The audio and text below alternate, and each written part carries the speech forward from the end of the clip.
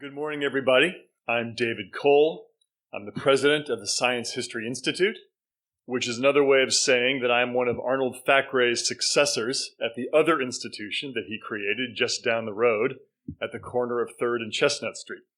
Today, as we celebrate the 50th or the 50th plus 2 anniversary of the Department of the History and Sociology of Science, it is worth noting that during his tenure at Penn, Arnold founded not only this department, but another so-called startup, the Center for the History of Chemistry, which in its present incarnation as Science History Institute celebrates its 40th anniversary this year.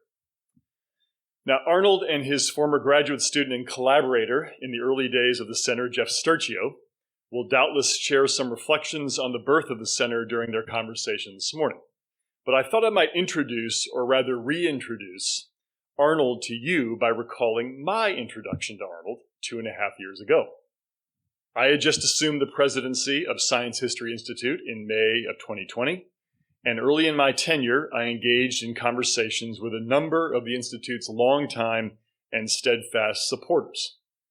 One of those supporters, a distinguished member of the chemistry faculty at a local university, wished me well in my new role, but he offered this confession, quote, "I have to admit," he said, "that when I heard that Science History Institute was seeking a new president, I was secretly hoping that they might ask Arnold Thackray to come back. That guy really knew how to make the science sing." Making the science sing. That is high praise indeed from a chemist who, like many bench scientists, technologists, and industrial practitioners of the chemical and life sciences, can be a bit finicky, a bit particular about how historians translate and frame their work within its multiple contexts for students and public audiences. But for those of you who have watched Arnold's creation grow over 40 years, from the fledgling Center for the History of Chemistry in basement rooms on the Penn campus, to eventually become the Chemical Heritage Foundation, and then in 2018, the Science History Institute, you know that Arnold accomplished this unlikely feat for an academic institution. He designed the center and managed its growth in such a way that its holdings and its people have always sung for, always spoken to, academic audiences and scientifically curious members of the public. If you've visited the Institute, and if you haven't, I hope you will, you know that Arnold designed it in many respects to support and extend the work of academic departments of the history of science. It has certainly served as a rich repository of primary source materials and expertise for researchers in HSS and in allied disciplines. But just as importantly, its museum and library collections and related interpretive programs speak to the broader public, engaging lay audiences in the histories of sciences and technologies too often perceived as obscure and inaccessible. The Institute Arnold created a rich trove of artifacts, archival materials, rare books, digital programs, lecture series, and opportunities for independent research. This institute speaks to the needs of a diverse audience base, offering them multiple paths into the histories of chemistry and the life sciences, avenues to learning rarely presented through conventional educational institutions and curricula. So today, 40 years after its founding, Arnold's achievement has not gone unnoticed. Earlier this year, the Institute was designated a National Historical Chemical Landmark by the American Chemical Society in recognition of its unique and impactful role in bringing the history of the chemical sciences to public attention. And I am delighted to report that, in partnership with our colleagues in Penn's Department of the History and Sociology of Science, we will together play host to the History of Science Society's headquarters for the next 5 years. These recent developments only underscore, I think, the magnitude of Arnold's achievement in founding and nourishing this department, the Science History Institute, and most importantly, the generations of talented and dedicated people associated with these organizations.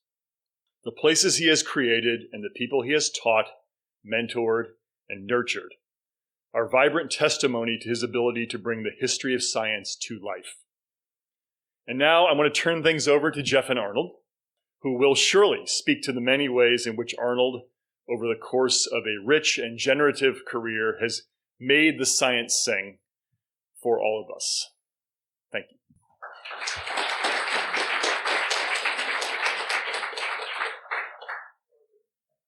We have about 45 minutes. We're barely going to scratch the surface of the story that David started to sketch out. But I'd like to start by quoting somebody who was quoted yesterday, Rob Kohler. There was a Pennsylvania Gazette profile of Arnold in 1983. Some of you may recall reading it, but I came across it in the Penn Archives a couple of weeks ago when I came down to do a little bit of homework for this morning's discussion. And in that profile, the reporter, who was quite perceptive, I thought, asked Rob about the origins of the department. And here's what Rob said. People say, "Oh my God, look at that program. It goes from 0 to 10 people, from nothing to an international reputation in less than a decade. How the hell did he do it?" So Arnold, now's your chance to tell us. How the hell did you do it? So we might start by let's talk about what happened before you came to Penn and started with the idea of generating a Department of History and Sociology of Science. The short answer to the question is youth, and ignorance. Those are really powerful assets to possess. Youth, because as I'm painfully aware today, energy declines with age. Ignorance, if you don't know what can't be done, then probably you stand a chance of doing it. So that's that way around. I became curious recently, thinking about the department. You can really characterize it as in three sequences. The subject took off in the United States between 1945 and 1970. There's 25 years in which it takes off. Then there's 25 years in my own personal sense of, because I resigned from the faculty in 1995, and then there's 25 years to where we are today. But if you go back to 1945 to 1970, I belatedly became curious.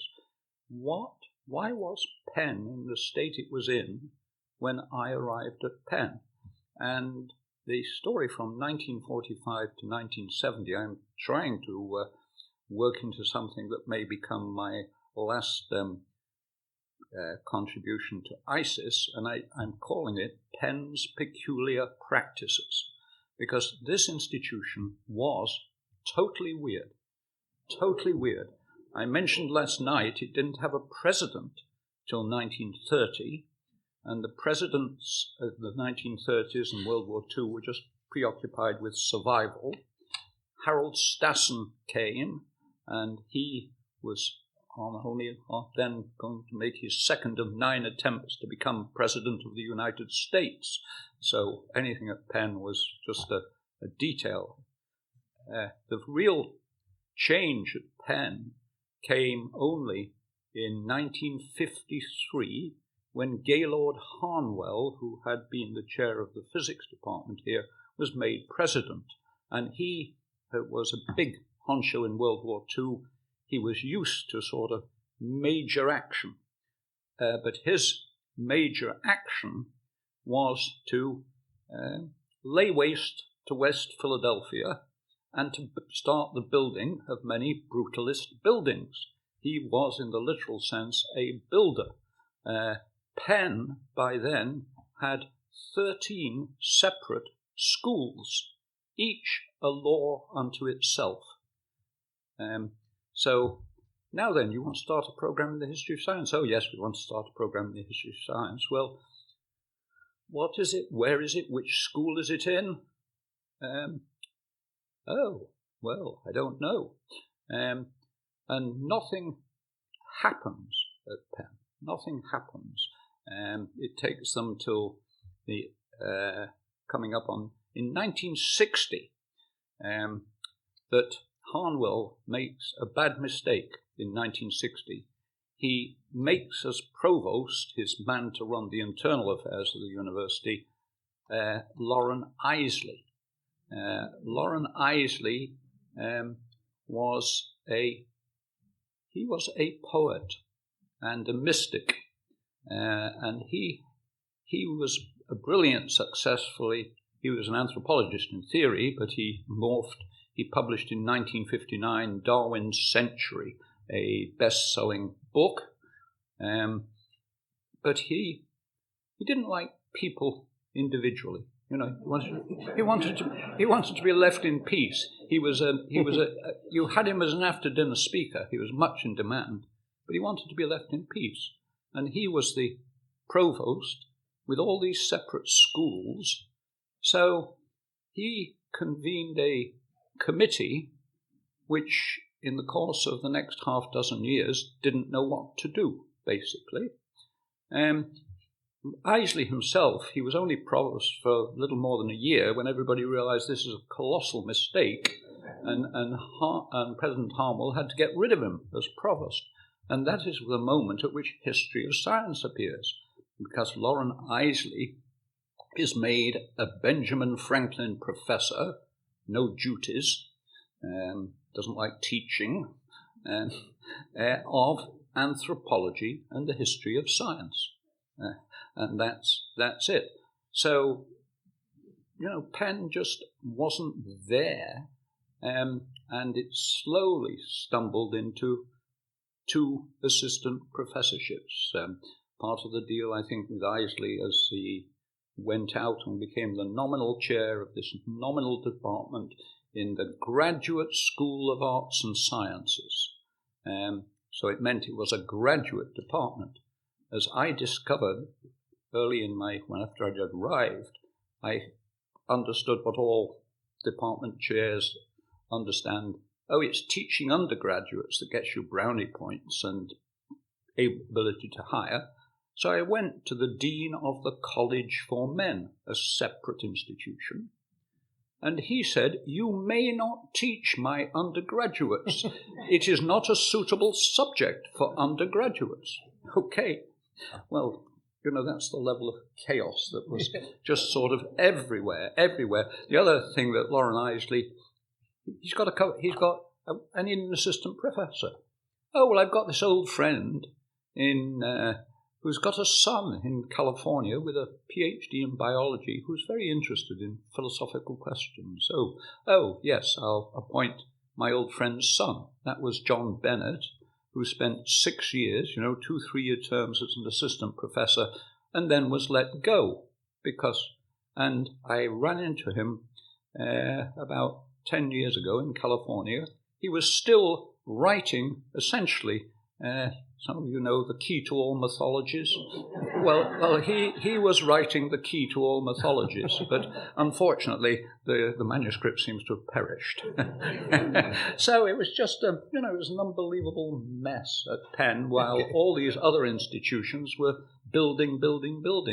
Harvard, Yale, Princeton, Cornell, Indiana, Wisconsin, Oklahoma, Berkeley, UCLA, everybody. And Penn was stumbling around. The second hire in 1964 was John Heilbronn. By then they were consulting Tom Kuhn, who said, "Oh, no, I'm not in slightest interest, thank you very much, but I've got this brilliant student who's just finishing his PhD." John Heilbronn came here while Kuhn in Berkeley made the arrangement for an assistant professorship in Berkeley, and so John Heilbronn came and went, and that's what it was. The final footnote is when I arrived in 1968, there was no office for me. There was no department as such. Lauren Isley was in the museum, and I should go and be in the Smith collection, and that's it. So. All right, well, we'll come back to that. All right, that sets the stage for what was going on what little was going on at Penn at the time. As you said, it was confusion. You alluded to some of the things that were going on elsewhere in this country at the time. But you were still in Cambridge, and so tell us, what was the chain of events that led you to come to Penn? It involved an encounter with I.B. Cohen, I think in Belfast, he said, was the first time the two of you met. But that then led to Harvard. But you tell the story. The thing in the background, which I'm sure you all paid great attention to, is to choose the year of your birth very carefully. And and then of course you've got this issue of you've lived your life. What was it? How did I do it? Why was it like the way it was? And it occurred to me, birth. Something called the Depression took place, 1929. The birth rate collapsed by 1931. The birth rate remained collapsed until the famous baby boom began in 1946. That's 15 years in which new people are in short supply. I was born right in the middle of that sequence, which means that for 6, 7, 8 years on either side of you, there is no competition. You know, there's no bright young things trying to get your job. There's no older people you need to displace. It's a marvelous time to be born. Now, it was also 4 weeks before World War II broke out in England, so you'd say this was a terrible time to be born. But actually, it was brilliant because everything about physical reality has got steadily better if you do the 5-year average. So, okay, I stumbled into history of science, interestingly, because of someone from Philadelphia. As you know, Marxism is a science. It therefore follows that Marxists are interested in the history of science. A Philadelphia Marxist Jewish truck driver had a son who went to Swarthmore. The son was very good at math, but he was a, card-carrying member of the party. He went to England to get his PhD, and his passport was withdrawn. So he suddenly, because he was, communist, Marxist, what? And that's Jerry Ravetz, who ended up in the history and philosophy of science, this strange new subject not quite existing in Leeds. I was a high school teacher in Leeds. I got a bachelor's degree, totally specialized to chemistry. The only thing I knew was I didn't wish to be a chemist. But you've got to earn a living. So I was teaching high school. I dropped into his seminar, little seminar, 6 people in Leeds. I was fascinated. I said to him, Jerry, can I come and do a PhD with you? I love this subject. And he said to me, a very kind man, he said to me, Arnold, if you're going to starve in Cambridge, the view is nicer. So I went to Cambridge. I actually got the second PhD they offered in the subject. The way you got a PhD in Cambridge in those days was, first of all, who on earth is going to supervise this person? And by default, it was Mary Hesse, a philosopher of science, a very kind woman, said, oh, I'll do it. So, Arnold, what are you going to do a PhD on? And, oh, you're from Manchester. You're a chemist? Oh, well, John Dalton's the people we all know. And, the University Library there has got all the manuscripts of Isaac Newton. Why don't you go and find out what happened from Newton to Dalton? What's that story? And so off I go to the University Library with, note cards, pencil, because you go into the rare book room and all you can do is copy anything that strikes you. Read the Newton manuscripts, okay, but also I send off, I'm obviously, overcharged with energy or something, because within a couple of years I've sent off a paper to ISIS that Henry Gerlach, who some of you may know, who's the the older, more senior, more cultured version of I.B. Cohen, and they were both at Harvard. They hated each other's guts, and Gerlach, who was much more of a dilettante as a scholar, had published a paper in ISIS titled "Some Daltonian Doubts," and just as I was digging in, this is rubbish. I sent a paper to ISIS, saying this is rubbish. Well, the title was a little bit less blunt. Yes. But I think I, Bernard Cohen, read the draft of that paper. He was a big ISIS man, and loved it. So the next thing that happens is I get a letter from Professor Cohen at Harvard saying, "Oh, I'm giving some lectures in Belfast. Would you like to come and be in the audience?" So I went, we hit it off, and then it translates to, "Oh, I'm going to be on leave next year. Why don't you come and teach my courses for me?" So I arrive in Cambridge, Mass. In the fall of '68. No intention to go to America, it was just sort of one of those strange things. And it's not bad, actually, Cambridge, Mass. My America consists of John Wayne movies, and almost no one was shooting anyone in the street in Cambridge, Mass. So I was agreeably surprised. I discovered that in the United States, like everything, in England you're a gentleman. In the United States you're a player. So you play the game with some ferocity, and it's a big playing field. I loved it. University of Pennsylvania, still struggling to what are we doing. I hadn't been in Cambridge, Mass. For more than 8 weeks, and a letter appears literally saying, "Do you know a good man who?" That's how hiring was done. These things were not advertised. That would be vulgar. And so they said to me, "Arnold, would you be interested?" And I knew the Smith collection was here. I didn't know where the University of Pennsylvania was, actually. I'm not sure I knew where Pennsylvania was, but I knew the Smith collection was here. And Chimere, the only learned publication in the world devoted to the history of chemistry. Wow. So I came. The Smith collection used to have its own set of offices. Jeff remembers them well. And its own library stacks. And and they offered a 5-year appointment. So, I'll divert. I'll go back to England in due course, but let's divert here. That's what I did. Discovering when I got here that there's no here. That there was the Smith collection, but there was no money. And there were only Steve Shapin at the back there must forgive me. There were only sort of 4 or 5 graduate students who were sort of waifs and strays in large measure.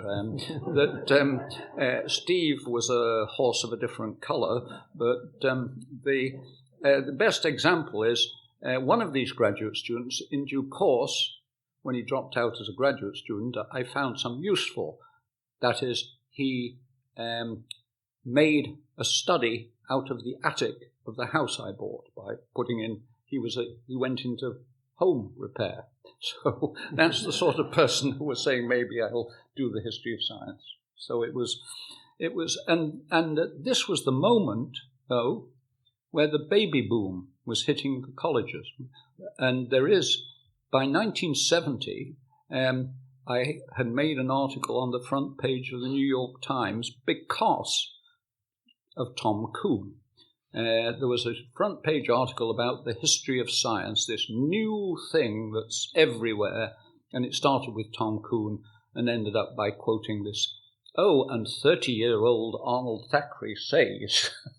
And but the point was, the subject, which had been developing everywhere else for 25 years, was, suddenly sexy, good for the front page of the New York Times. And so it all translated, what I didn't understand, but it translated into it's Wordsworth, the French Revolution. Bliss was it in that dawn to be alive, but to be young was very heaven.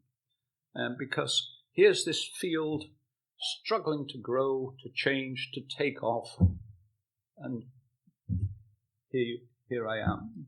Well, that gets us to the next stage in the story, because within 2 years of your arrival at Penn, President Harnwell invited you to become chairman of a new department in June of 1970.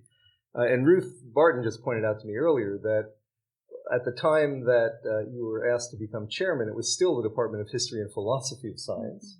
But when you opened your doors that fall, it was History and Sociology of Science. But before I ask you to tell us what came next, I want to go back to that Penn Gazette profile in 1983, because you just alluded to something you said then. It wasn't clear when I came here what, if anything, might be done. And of course, no one had any money to spare. But the University of Pennsylvania has always been an hospitable context in which people can build things if they have a clear idea. So tell us, and you've told me, Arnold, that your idea was about changing the game. Yeah. So tell us when Harnwell sent you that letter, what was your plan? Yes. Yeah. Well, I'll just go back before that letter, because something that I think is still the case in academia, but at that moment it was totally the case at Penn. The deans and chairmen, the deans and provosts and all of that, really don't, in the end, know who is really valuable and who isn't. But they know who has an alternative offer from some other institution and whether or not they want to, be beaten by this other institution. And because of the supply and demand situation, I went to Penn on this 5-year appointment. I discovered only a month ago, looking at the archival material, that actually the position was funded on grant funds from a foundation. And at the very moment I was about to sail to New York and come to Penn, because I was back in England, the foundation wrote to Isley and said, "You may not spend our money to hire this person." So that was the moment. Okay, then things change. I'm at Penn. Cambridge, I had a junior fellowship at Churchill College. Cambridge really said, "Oh, really, you should come back. We'll give you a senior research fellowship. Please come back." Harvard said, "Oh, you really should come back to Harvard. We'll give you an associate professorship. Please come back." At that moment, you go to whoever actually has the power to operate inside Penn and say, "Oh, I've got these 2 invitations. What do you think?" And that is the moment at which Penn said, "Oh, tell us what you would like." and it was obvious. I want tenure. I want to be the chairman of this department. And I've seen the game and how it's played. Starting a new department, I'm not going to beat Harvard, Berkeley, Hopkins, Yale. I've got to play a different game. It's the only option. So I literally decided I am now the ancient historian of this department. The 18th century is ancient history, and we will focus to 19th and 20th century and central heresy. The United States is historically very important. It's not Galileo. It's what happened in the United States. And it turned out, and also, it's not theoria. It's not a search for the truth. It's about science, technology, medicine, their interactions. That's kind of what the game is. So that just seemed, and that article has the present, past, the future, which was actually a 1969 NSF money, the occasional conference, everybody together. The 1969 conference, at which I'd already been, Harnwell's letter, typical administration, was a year after the event. But I went to that conference, and it was the I.B. Bernard Cohens and all the people there, all talking about history and philosophy of science, because it was known there was this strange new foreigner at Penn. I was asked to give a paper, and I went there. And if you read "Has the Present Passed the Future," I basically said, "You're all nuts. You're all nuts." The miracle is, I mean, that the field went in the direction that Penn was going. To the field, if you will, caught up with it, and so it was all, kind of easy. And the other thing I learned, again, the foreigner, if you don't know the rules, you're never in danger of breaking them. You just do 25% of the successful entrepreneurs in Silicon Valley are immigrants. And it's very simple. If you don't know the rules, you don't worry about breaking them. You just sort of do what seems obvious to you.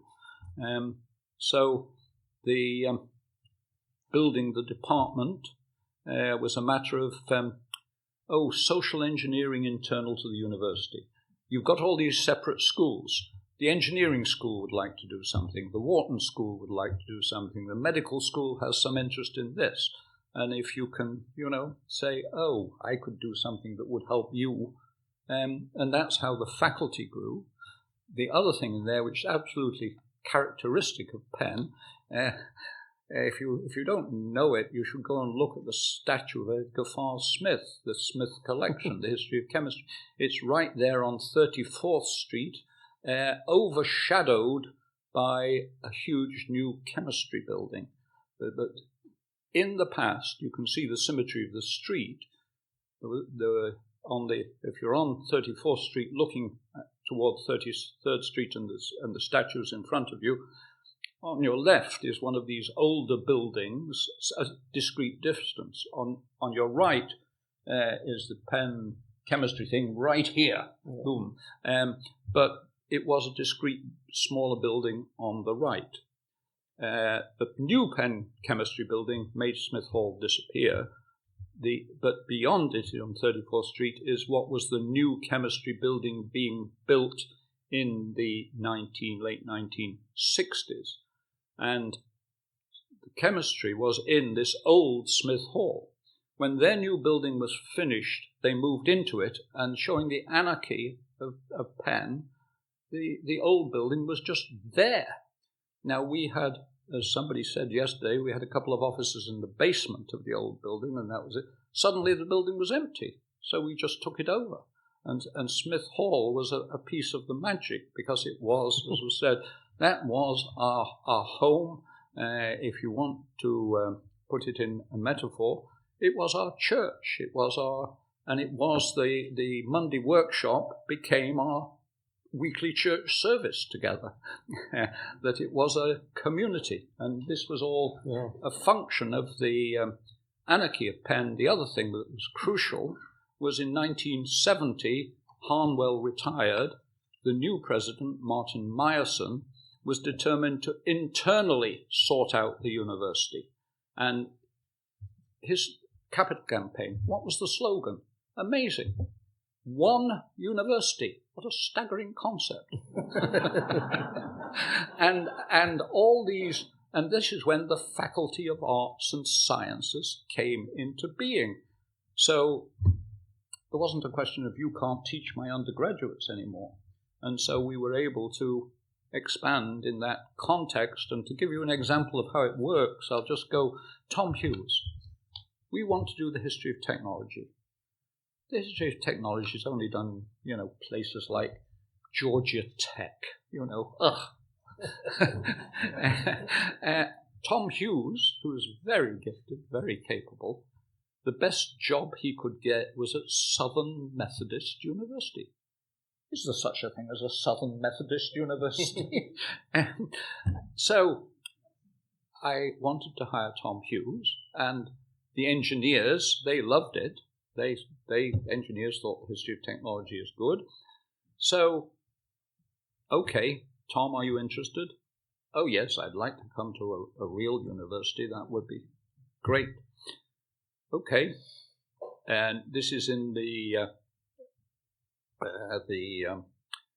early Meyerson days. So he's nominated by the department through the Faculty of Arts and Sciences, and he's nominated by the still independent engineering schools. Okay. There's a thing called the Provost Staff Conference where all appointments go, and they have to go to review committees and all of that. And the Faculty of Arts and Sciences says, "Oh, the history of technology. Oh no, we don't think so. No, we shouldn't appoint him." The engineering school loves it. Says, "Yes, we should appoint him." So it lands on the president's desk. By then, fortunately, I'm pally-pally with the president. And persuade him that he should take the recommendation of the engineers, which he does, and we get Tom Hughes. But the price was that was the first moment at which the Faculty of Arts and Sciences began to decide Martin Meyerson must go. But that's an example of, the building piece of it. And there, of course, there was much more than that. You said it was all easy a moment ago, and then that anecdote shows us it wasn't exactly easy. Back in August when I came down to look through the archives too, I came across the itinerary for Tom's visit to campus when he was being introduced to the engineers and everyone else. And Arnold it was really an exquisitely organized campaign because that day he saw everybody from the people in the department to the dean of engineering to the president of the university. And then the results were what you had planned, obviously. But also, I just want to tick off a couple of other things that were part of the background here. You also had the advantage that Russ McCormick had decided to decamp for Hopkins, so you had an opening, shortly after you became chairman. It was then just down to you and Mark Adams and Chuck Collada at Bryn Mawr, so there was room to grow.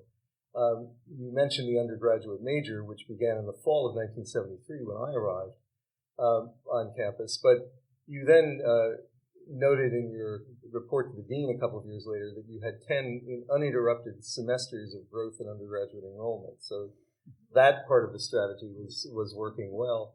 And you were able to hire, in addition to Tom, who began teaching the semester that I began in the fall of 73. That's also when Rob Kohler arrived on campus. Diana Crane was brought in to do sociology of science. So your strategy of social engineering within the university was working well. And of course the department continued to grow after that. I said at the beginning that we were only going to be able to scratch the surface. There's so much more to the story. But many of you in the room were also part of this story. We have a little bit of time left, and I wanted to just open the floor for comments, questions. I'm sure some of you have been waiting for decades to ask Arnold a question about what really happened or why did you do this. Now's your chance. So all the way in the back. Hi, I'm Arnold Thackray. I'm a assistant professor at the department right now. And I have wondered why our department is called History and Sociology of Science. There are several versions of this story going around, and I'd like to know with some historical specificity why we are named this way and not some other way. Thank you. Okay. Yeah. Well, I think the answer is twofold. One is I wanted to make a statement that said we are going to be different, and history and philosophy of science. History of science was one possibility. I mean, there are departments with that name, but that's a name that's sort of taken. History and philosophy of science, I personally did not like.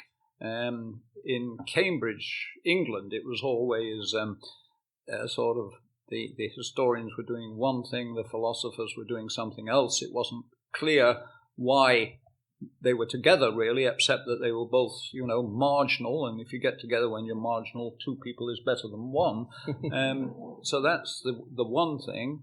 But wanting to make a statement, and the statement really was that this is not just about great ideas. This is not just about great ideas.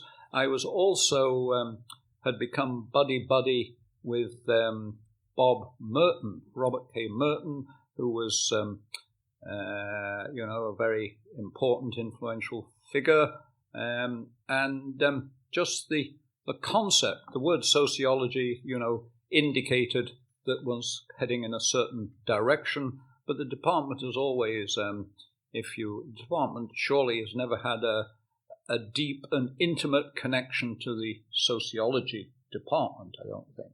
But it was a statement of direction and all of that. Yes. I'm Ruth Schwartz-Cowan, the previous chair, an earlier chair of this department. I just wanted to reiterate that statement rebounded all over, not just the United States, but also England as well. It was a statement of a new generation who did not want to do the history of science as the history of ideas. And you knew that was happening, and I knew that was happening at the time. It was those of us who had written dissertations which were not quite only the history of ideas, declaring that we weren't going to do it the old way anymore. Yes, thank you. The corollary of this, which Steve Shapin could tell you more about, is the people in the senior figures in the field. They couldn't shut this young man up, unfortunately, but they'd no need to hire his graduate students. Good grief. and this is one of the several reasons that, as Steve has said in the book, he's, a one-year position at an obscure British university was the best available offer. That was the other side of the coin at that moment. But that changed within a few years. Here, the microphone's back there, and then we'll come up here. Yeah, so how much does Philadelphia matter to any of this story? Because we've talked about, the context with regards to the field. I'm curious about the Philadelphia context. Well, that's very interesting. If I say I didn't really know where Philadelphia was, but I knew the Smith collection, the historical resources of the city are so attractive. And NSF sponsored a couple of conferences in the early days of the field, and they were both held. The first one was held there were two in Philadelphia, actually, at the American Philosophical Society, very important institution in itself, and the iterations about Philadelphia's libraries and resources are always there, they're always true, but they have to be translated into action, and I hope and trust in the days ahead, the Science History Institute, the department, the Consortium for the History of Science, and the fact that History of Science Society is back here, as it was in the 1980s, all gives an opportunity to somehow crystallize better this unbeatable significance of Philadelphia if you're talking about the history of science. But Philadelphia, the Quaker city, has always managed to come up with some Quaker solutions that says, let's not talk about it. Thank you. Thank you for this wonderful narrative that you've supplied this morning.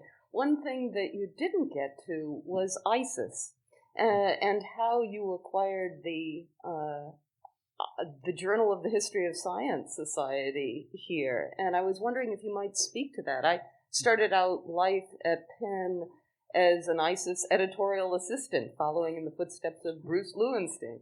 And I'd like to know what part of the history, what brought ISIS. How did you bring ISIS here? Yes. Yeah. Well, there's two answers. One is I actually have a short attention span. I can focus to anything for 7 years, and that's about my limit. And the department, again, the anarchic Penn. There were no terms to being a department chairman. You kind of stayed as long as you wanted to or somebody else wanted you to. But I decided in year 6 of, now we've got a going concern. Enough. I'll quit at the end of 7 years, and that means I can ask the dean for a sabbatical year, and get on with my research and so on. So that was baked in. I was leaving as chairman, but then back in mind, what am I actually going to do? What am I actually going to do apart from my research?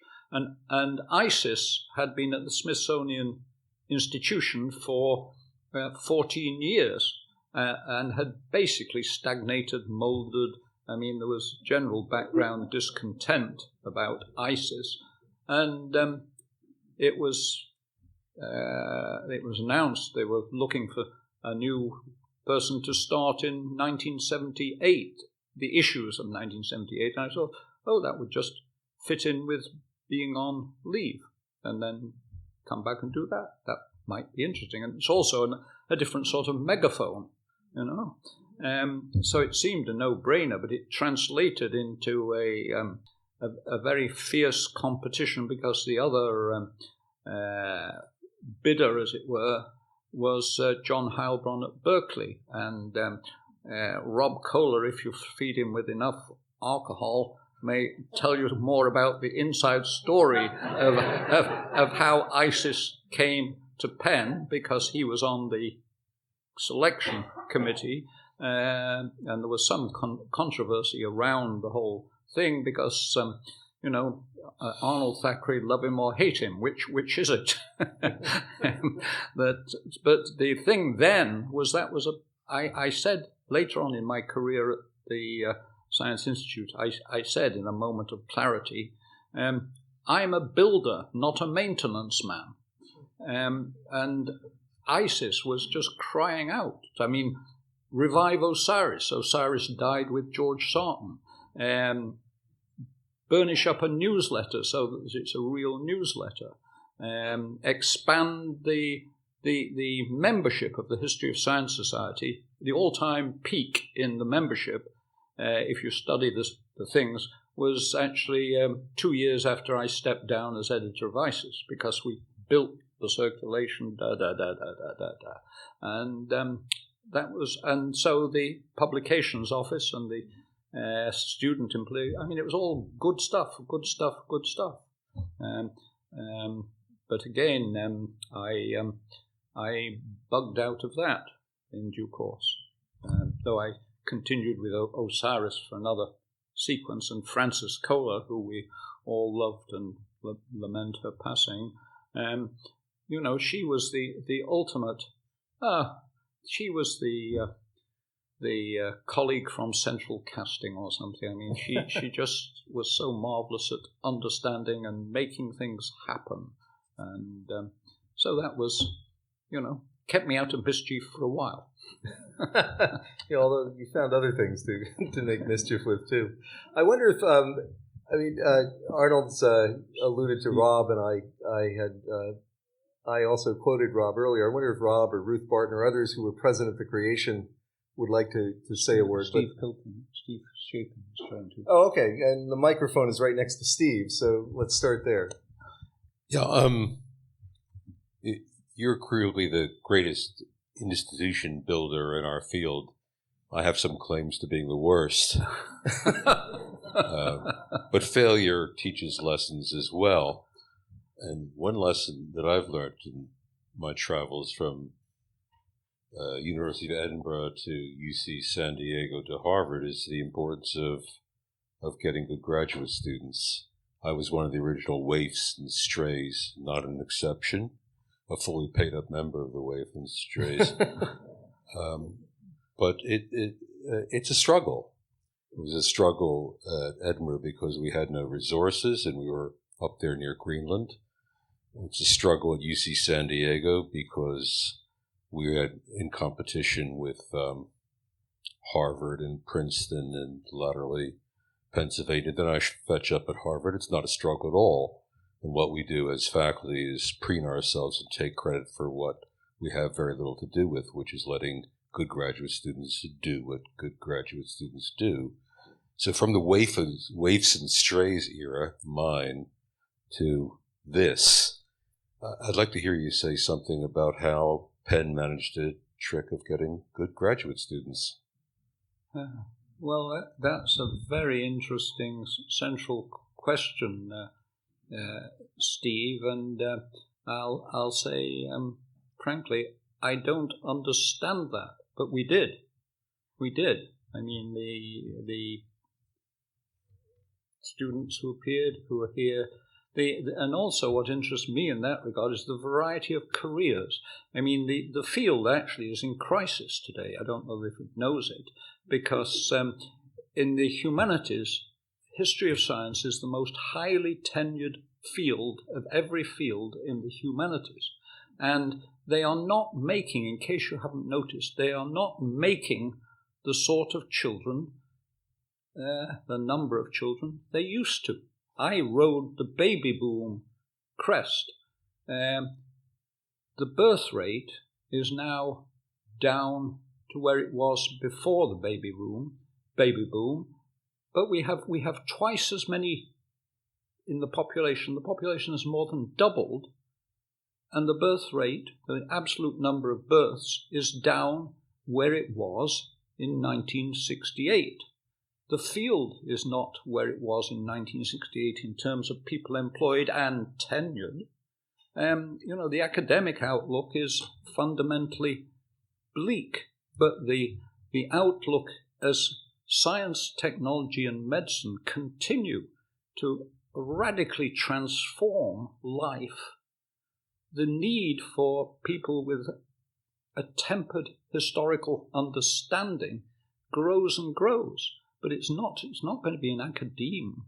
Academe is so yesterday, And the thing that I love is the way, if you look at the 19 or 20 graduate students who survived their time with me and got a PhD and escaped, the careers are all the way from someone like Steve, who's an exemplar of how to do the exact academic career, through to people at the other end who never went into academe but who have made a good career putting their knowledge to use, to people like Jeff, who's been across the full spectrum from one end to the other. And I think that's marvelous that people like that came to the department, having been here, could do that sort of thing. And the game, if you look intellectually, if I look intellectually at the field, I say today, gee, what is this? What is this? I'm old, I'm out of date, all of that. But if you look operationally, we absolutely need more Penn departments, as it were. I think we probably have time for two more questions or interventions. So. Two things. One is I use my own experience as an example of what you're just talking about.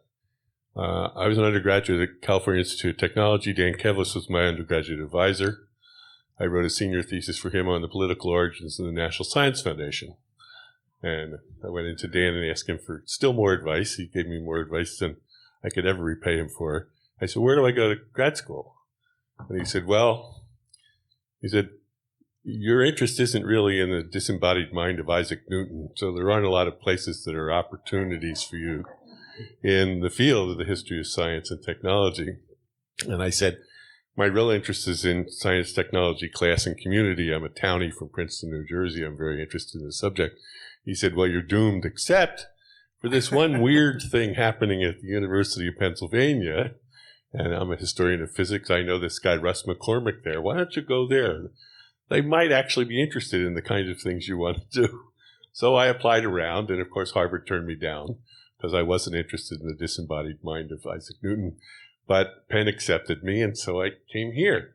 And by the time I got here, Russ McCormick had bolted to Johns Hopkins, and there were only two faculty really here back then, Arnold and Mark Adams, and I didn't want to learn Russian, so by default, I became I had this guy named Thackray who I'd never heard of before being my advisor, and it went on from there. So that's part of the way that you attracted people. Here you attracted people like me with interests like mine by default because there was no other alternative. I knew where Philadelphia was. I'm a townie from Princeton, but I knew nothing about the University of Pennsylvania either. But the other thing I wanted you to do was to maybe talk a little bit more about the resources of Philadelphia. I arrived in fall of 72 and paid my way through the first semester by being a TA for this lovely, unusual course that Mark Adams taught called Science and Literature, which was a cover for teaching a course on the history of science fiction. But I got to the end of that semester and there were no TA-ships anymore. There was nothing else. So I remember in December of 72 going into your office and saying, I'm going to have to take a leave of absence and be a construction worker for a couple of years because I'm flat broke and I can't pay tuition or anything. And you said, hold on, don't panic. Let's see what we can do. And a week later, I get a phone call from Whit Bell at the American Philosophical Society Library saying, we have an opening here on Charles Darwin. Why don't you come down and interview for it? And, I'd read about 2 paragraphs of The Origin of Species, but knew nothing else about Charles Darwin. Went down there and was offered the job right away. And I ended up being the Mellon Fellow and doing their Darwin calendar and being the first paid employee of the Collector's Letters of Charles Darwin, all because Arnold put in the call to me with Bell. And I'm wondering, you talked about working the resources here on the campus. What other kinds of outreach had you consolidated that early on in the program around the community like the APS library to prop up people like me in the department? Well, actually, again, I mentioned earlier that this grant that was paying for me to come here, that was something engineered, that grant, out of the American Philosophical Society. And technically, although as I came here, I was part of a joint program between Penn and Bryn Mawr, which, women's colleges are suddenly, we need to do PhDs and so on, and the American Philosophical Society. And so I was, from the word go, introduced to the idea of the other institutions around the area. And as you all know, there's an enormous number of libraries, archives, whatever. And so this opportunities for employment of pecunious graduate students, was again part of the package implicitly there. But the problem was, it was there's a marvelous letter from Whit Bell, I discovered, to Lauren Isley in about 1965-6, as Penn is screwing around and saying very diplomatically to him, it would be a shame if this city, with all its libraries and with all its noted firsts and innovations, were not to be well represented in the history of science, and also saying the problem is, he doesn't use this phrase, but it's the infirmity of purpose of the faculty, that everyone on your committees is basically interested in something else and they're just sitting on this committee because. And so the implicit thing of Philadelphia's full of opportunities was just there. And because I was technically appointed, I actually appear in the Bryn Mawr catalogue a year before I appear in the Penn catalogue, which is, again, a sign of degrees of organization. So, and we'll go to Ruth Barton for the last comment. Some of us came under false pretenses. In distant New Zealand, no one I knew anything about the history and philosophy of science, which is what I wanted to study, the great tradition. And I looked up a book in the library about graduate study in the United States, and it had 4 departments. I wrote to 4. I applied to 2. Princeton didn't give me a scholarship. Penn did. I came on an almost full scholarship. That year, most of the students who came either stopped at master's degrees or they moved on. One went with Russ McCormick to Hopkins. I think Molly went to Harvard. I can't remember where she finished, but it took a while to get the word out that this was not history and philosophy of science. And people said to me, you should have gone to Indiana. But I've ended up a product of here. Thank you, Arnold. Well, thanks, Ruth. So I wish we had hours more. I'm sure we could continue asking Arnold questions and having him share with us some of these insights about how the hell he did it. So, so thank you for sharing the insights you have, Arnold. It was, and you know, I came to Penn, as I alluded to, in 1973, so I've known Arnold for almost 50 years. And Ruth and Marty Perrin last night was noting that she'd been with him the full 50 plus 2 years. So it's really been an interesting ride for all of us. And thank you for sharing those thoughts with us this morning. Well, and also thank you to all of you for multiple things. You know, you have taught me a lot. I was a callow youth. I'm a slightly less callow old geezer these days. But I think the having of this event was marvelous, and I think Susan Lindy in particular should be thanked for the perseverance that lies behind this event, and also applauded for the way she has built the department. It's wonderful to see it alive, well, flourishing, growing. So thank you all.